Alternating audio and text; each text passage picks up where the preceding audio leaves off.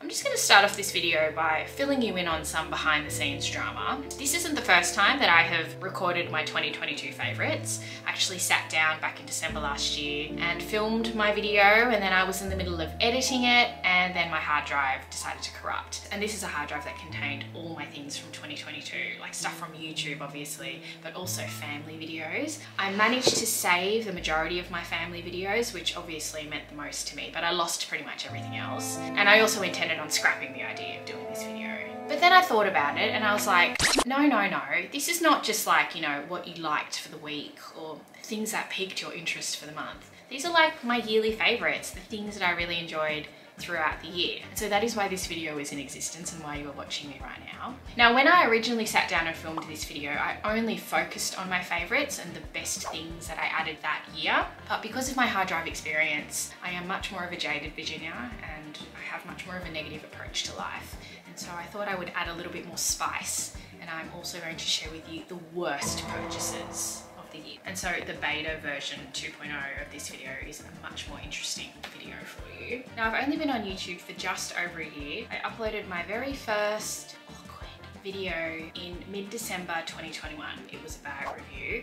And so this means that this is my very first yearly favorites video that I've ever done. So it's very exciting. I have all of the things that I'm going to share with you just scattered all around me, from beauty to fashion to miscellaneous things that I have no hesitation in sharing. So this video captures all of the things that I added to my wardrobe or to my collection in 2022, and these are my best and worst things.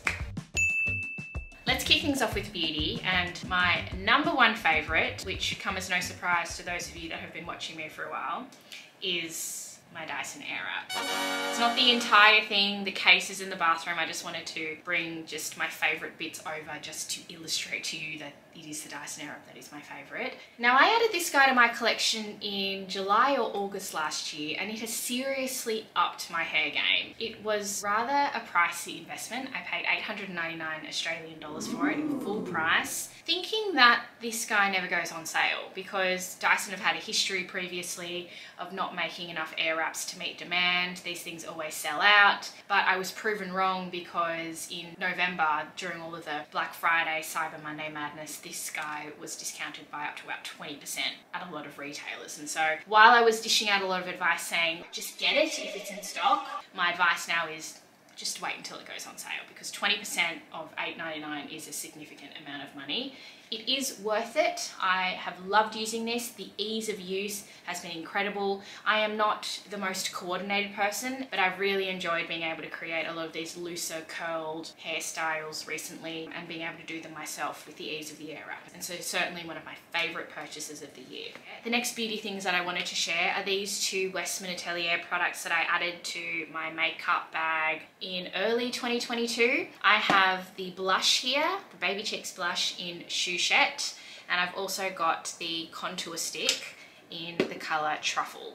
And I use this as a bronzer, as a contour stick, as well as an eyeshadow. It's like an all-in-one type situation. While this was rather a pricey investment, one of these little sticks really does go a long way, and I'm still on my very first stick for both. And I use this pretty much every time I'm putting makeup on my face, which is several times a week, and they really have gone the distance. They're really soft and really creamy, and I really like how low fuss they are because I much prefer just applying things with my fingers. But these have been excellent and just really lovely at just enhancing like your natural self. That's pretty much my jam when it comes to my makeup, and I've really enjoyed adding these to my collection. It's a little bit of luxury every day because just everything about it is luxurious, even the cap. It's very satisfying.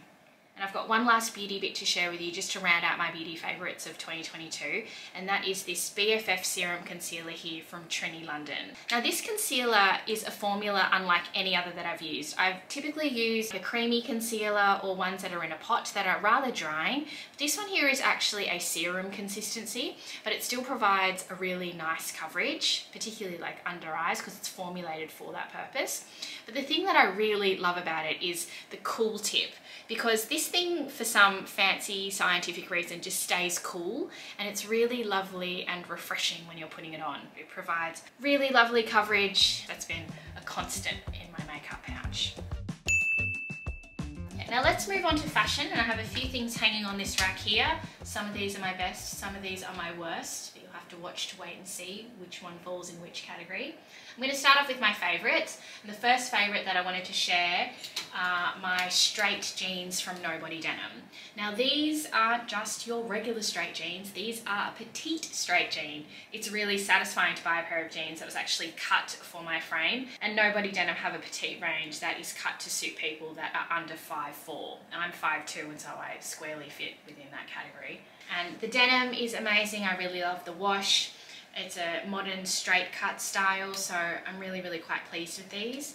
This was like a Q4 2022 purchase. I bought these in October, or a Q2 in the fiscal year, depending on what floats your boat. But I pretty much have worn these constantly since I got them. I really love them. I really love Nobody Denim jeans, full stop. I'm wearing a pair right now. This is more of their wide leg style, but Nobody Denim is my favourite denim brand, and I'm really pleased with the petite styles that they have on offer.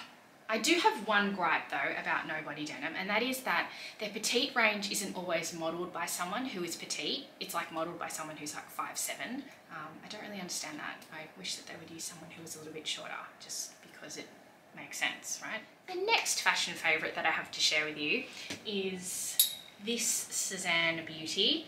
This really cute polka dot dress from Suzanne, my little fun black dress, LFBD. I don't think that's a thing, but maybe we'll make it a thing now. But it's been the most cute, playful little dress that I have added to my collection this year, and I just really love it when I'm wearing it. It also feels really luxurious because it's made of silk. And curiously, all of the other colours that this style comes in isn't made of silk, it's made of viscose. So I would certainly recommend that you opt for silk from Suzanne because it's just much more premium. But I picked this one up in a size 36, which translates to an Australian size 8, and it fits me really perfectly. As a petite person, it's a nice conservative mini length, and so I'm not showing too much leg, but a fun amount of leg. I really just love how cute and how playful this thing is with the subtle shoulder puff detail. This has been a really lovely addition to my wardrobe for the year. My next favourite of the year is something that I'm actually wearing right now, and so I'm just going to strip down. So they are my Birkenstock Boston clogs, mules, slippers, whatever you want to call them. I really hated these when I first saw them years ago, but something twigged and I just did a complete 180, and I needed these in my life, and it took me a really long time to add these to my collection as well because they became so popular and they were sold out everywhere in my size. I managed to pick these up from 24S, I think it was, mid last year. I'm so happy about them. Ugly shoes represent. Ugly dad shoes represent. I just love how they add a little bit of like, what the hell to your outfit. Something can look really quite polished and then you add these and it just kind of like confuses people. But I think that it's a really stylish element. It's just this idea that when you look too polished, it can be a little bit unnerving, and so I really like adding that element of contrast to my outfit. This is what the Bostons do. Not only that, but they're really comfortable, and because the style is just so large and contrasting, I find that they're very forgiving in the sense that you can pair them with pretty much anything and it just kind of works, but in like a it doesn't work kind of way. I don't really know how to explain it because for me it's very visual. Just really like how they look, and they've been such a satisfying addition to my wardrobe, considering I came from a position of really hating them to just really loving them. It's funny how things work like that. I'm going to pop them back on now. The next clothing favourite that I have to share with you is just a broad category, and that category is things from Arket. Because as you know, I am such a fan of Arket. I have several Arket-centric videos on my YouTube channel already, and I've added so many gems from Arket this year that I have really loved. There's this short trench coat, which I have in both the beige colour as well as the black colour. I also really love their crew neck tees. They're my favourite style of crew neck tee. This is only 2 colours out of about 8 that I have in my collection because they're amazing. I also have the long sleeve merino top, which I find to be excellent layering pieces, particularly in the colder season, and merino is just that type of fabric that just breathes, and so you're not feeling like you're getting too hot. I have this in 5 different colours, I'm pretty sure, and I've got one on the way, which I snapped up in their recent sale. But I have a Arquette favourites video, which I will just link, where I talk in detail about all of the Arquette pieces that I really, really like. You know those questions that people ask you, like if you could only wear one brand for the rest of your life, what would it be? Arquette would probably be that brand for me, because it just seems to encompass all of that minimal, simplistic styles, but really, really good cuts and really good quality fabrics at a really good price as well. So things from Arquette. Favourite number 3, I think that's what I'm up to. 4, sorry, I can't count. My next fashion favourite is something else that I bought in multiple quantities, and that is my Anine Bing silk skirt. This is the bar silk satin skirt. I have it in black and I have it in steel blue. I added this to my wardrobe in February 2022, and I added this in December, I'm pretty sure, like only in the last couple of months, maybe even November. That's right, November. I was watching this guy hoping that it would go on sale during the Black Friday sales, and it didn't. And I ended up buying it full price anyway during that Black Friday weekend. And I love both of these so much. I think that the fluidity of the silk is just really lovely. I think it's a really flattering cut. I wear these guys both in casual looks as well as in dressy looks. I wear these guys to work, which you would see on my Instagram reels. I've just really enjoyed this style. Also very flattering for someone who is petite. I haven't had an issue with a midi skirt looking like a maxi on me. And it's just a very comfortable piece to wear. It's got an elasticized waist, and it's incredibly good quality as well. And so that has been a really lovely 2022 discovery. If they were to bring this out in other colours, then I would probably snap them up as well, because I just really like the style. Now, in terms of sizing, I have 2 different sizes in this, which is probably going to be a bit confusing, but just let me explain. I have the size small in the black, and then I have the size extra small in the steel blue. And I have trimmed up a little bit over the year, which is why the size extra small has worked on me now. And the size small works on me because it accidentally went in the wash on a warm cycle and it slightly shrunk. I was devastated at the time, but it now fits me really well. And so the accident was meant to happen, I guess. But yes, sizing wise, it's true to size, I would say. I think if you are an Australian 8, then an extra small would work well on you. At the time that I bought the black one originally, I was between an 8 to 10 in bottoms, which is why I sized up. Anyway, hopefully that helps. I've got 2 more fashion favourites left on my list to share with you. The next one that I wanted to share with you is all of the Clever Crepe things from The Fold London, which is a premium workwear brand. And I really love their Clever Crepe collection. The white blazer is a 2022 addition to my wardrobe, and you would have seen me wear this one quite a bit. White is a colour that I always thought was really quite risky, but I have found this to be quite easy care. I haven't really babied this too much, and I haven't really behaved any differently when I've been wearing it. And I found this in the Clever Crepe fabrication to be quite long wearing and hard wearing as well. Now, the reason why I love the Clever Crepe collection is the fact that it is quite low maintenance, it doesn't show wrinkles, it's really easily packable, and so I have taken a lot of my Clever Crepe things when I've been travelling for work. I took my navy suit with me when I went up to Brisbane. I even took it with me when I went to Melbourne, I'm pretty sure. I had a few trips last year where I took things from The Fold. I think when it comes to smart workwear, which is cut really well and tailored properly with the right fabrics, I think that this encompasses that. And even as we transition to more of a casual work wardrobe as well, like things are less formal, I still found that I've been making pretty good use of my jackets at least. And so the Clever Crepe is certainly worth the investment, I would say. And my last fashion favourite, which is probably more function than fashion, has to be all of the wet weather gear that I added to my wardrobe this year. And I have here my Rains jacket, which is a unisex style. I have this in a size small, but this guy has kept me so happy because Sydney last year was really, really wet. We experienced an unseasonable amount of rain, and so I got myself a rain jacket, I got myself some gumboots, and maybe it's a sign of my age that I'm so happy when I am a dry person with like dry feet. But it has made me really happy. It hasn't stopped me from going out. I commute to work in this jacket when I know that it's gonna rain. It's such a functional piece that's also really quite minimal looking, very Scandinavian in its style.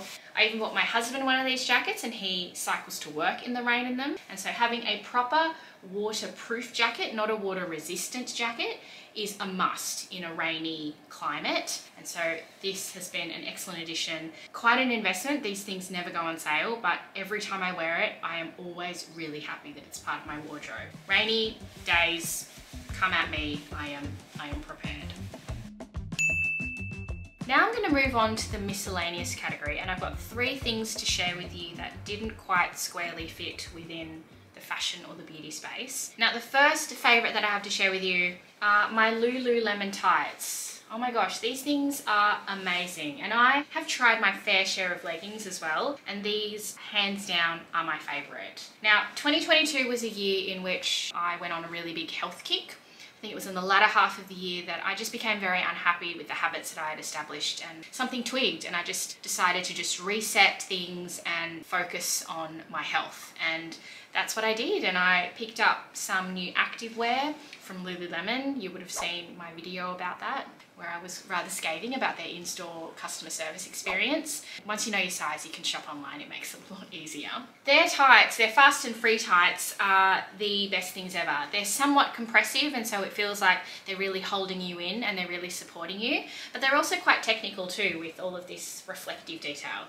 I just think that they are completely worth the price tag, and mine are still in excellent nick. I have used them constantly, but I have a heap of Lululemon things now, leggings and tops. I just really like their activewear. I think that it is very good quality. It's a rather premium price tag though, I do appreciate that. The next miscellaneous favourite that I have to share with you is one that has been like video bombing this entire video, and that is my July case. This is the carry-on case that is their signature carry-on item. They've now expanded their suitcase collection to have like a carry-on pro, which has like a laptop sleeve on the exterior. There's also carry-on light, which is meant to be the lightest carry-on suitcase. Their carry-on case original, or their carry-on case proper, however you want to refer to it as, has all of these embedded features that make it a rather luxy, bougie suitcase. So there's like a power bank there so you can charge your devices. It's got all of the integrated TSA locks and things. Inside it's a really user-friendly layout. The wheels are really lovely and smooth and quiet, and the handle can be adjusted to pretty much any height that you want it to be. I've just found this thing to be a really reliable addition, particularly in work travel, and I have influenced, for lack of a better term, several of my colleagues to buying a July case as well, because they see me use it and then they like it and then they end up getting it. So it has that effect on people. I don't just use the bag for work either. I also use it for all my personal travel. I took this with me on a road trip to Victoria in April last year after we recovered from COVID, and also Christmas when we went down to Geelong for 10 nights. 10 nights worth of things just in here in my carry-on case. I didn't have to check anything in. I'm going to have a video about that too, which may or may not be up by the time this is up, because pretty much my life was out of this case. And then the last favourite, which I have to go downstairs to fetch because I'm currently using it, so be right back, is my Belroy Tokyo tote pack, which you would have seen in my work bag roundup video that I filmed. But this has been one of my most used bags of 2022. It's either this one or my Celine Carbis tote, which has been my most used bag as well. I rotate between the two of those, particularly for work. The Celine Carbis tote would have made this favourites video, but I bought that in 2021, so it didn't meet the criteria. But this one did, because I picked this up in mid-2022. And I've really enjoyed using it, particularly when I am walking into the office. I just find that just everything is just very comfortable. It obviously fits a laptop. It's just a very swinky, swanky looking backpack, and I really like it. Okay, so now we move to the spicy portion of this video, which wouldn't have been in existence but for my hard drive corrupting and making me a jaded person. But I have a few items here that I wanted to share with you that didn't quite meet my expectations, haven't worked out to be the best additions to my wardrobe. The first item that I wanted to share is one that is going to be an I told you so from a lot of you that have been watching me. It is my Manolo Blahnik Maison Mules. I bought these at the beginning of 2022, and don't get me wrong, I think they are a beautiful shoe. I think that they look beautiful when they're worn, but I get asked quite a bit, are they even comfortable? And the answer to that question is, of course they aren't. These are the shoes that would be ideal if you were to be transported somewhere, like plonked somewhere, and you were just to stay there for the rest of the event. These are the ultimate car to bar shoe. You don't want to walk very far in them, and it's not like I have walked very far in them when I have worn them. I've only worn them to several events where I know that I'm not walking very much, because they're obviously not supportive and they're not going to stay on as easily as shoes that maybe have a sling back, for example. Should I have bought the Maisleys instead, which is the sling back version of these shoes? The answer is probably yes, but do I still love these? Yeah, you know, I do. I think there's still a place for these in my wardrobe, and I still think that they're a beautiful shoe. I think they're just one of those classics as well, those classically uncomfortable designer shoes. But for some reason, they don't offend me as much as the Christian Louboutins that I have in my wardrobe, which are just so uncomfortable. They're still there. I don't know why I do it to myself. I should actually get rid of them now that I've shared my sentiments about them. But these ones, I don't feel the same. They still have me under their spell. I'm not going to get rid of them, but they are not the most practical shoe, hence making the worst list. So for those of you that said that they would be very uncomfortable, yes, I take that. I shouldn't have justified it so much in my initial video, but no, I'm gonna be real now, and no, they are not a walking shoe. The next worst purchase that didn't quite work out for me is this Suzanne polka dot skirt. Don't get me wrong, I really like how it looks. I think it just boiled down to the fact that I just got this in the wrong size. I got this in a size too big. I do size up typically in Suzanne skirts. Like, I've got my Betty skirt, which I sized up in the equivalent of an Australian size 10, and that has been an amazing purchase. But this one, because it's a softer, more flowy, viscosy fabric, and it doesn't have a fully elasticized waist, it's just elasticized at the back here, it doesn't sit where I want it to sit. I should probably just get this altered. I know that that could be probably the easier solution, but I think I will probably just sell this, because I haven't really found myself gravitating towards wanting to wear this as much either. I think at the time when I bought it, I liked the style of the skirt, like the maxi flowy style, but I think it's probably a little bit too feminine now for the relaxed things that I like wearing. While I really liked this at the time and I hoped that I would get a lot more wear out of it, unfortunately I haven't, and so it's a bit sad to admit, but this was probably a purchasing mistake that I made last year. I have one more clothing bit to share with you that is actually one of the worst things that I've bought probably ever. It is this Hello Kitty Nike hoodie.